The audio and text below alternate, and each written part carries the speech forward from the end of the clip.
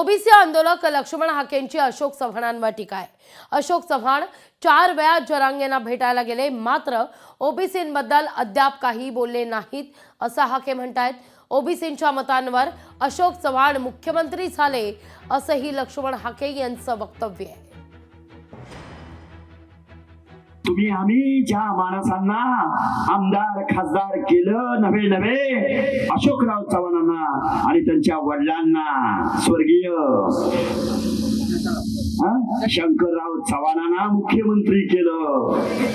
आमचं लाख मुलाचं मतदान तुम्हाला दिलं, पण आमचं हक्काचं अधिकाराचं आरक्षण चॅलेंज एका चरंगे नावाच्या माणसाकडून होत असताना हाच अशोकराव चव्हाण त्या अंतरवली सराटीला भेटायला गेला।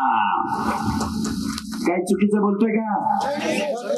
टीका करायची म्हणून करतोय का? मग या माणसाला मतदान द्यायचं?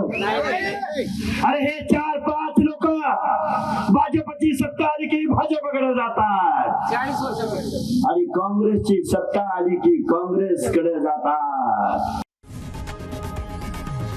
लोकशाही मराठी ऐका, पहा, जागरूक रहा।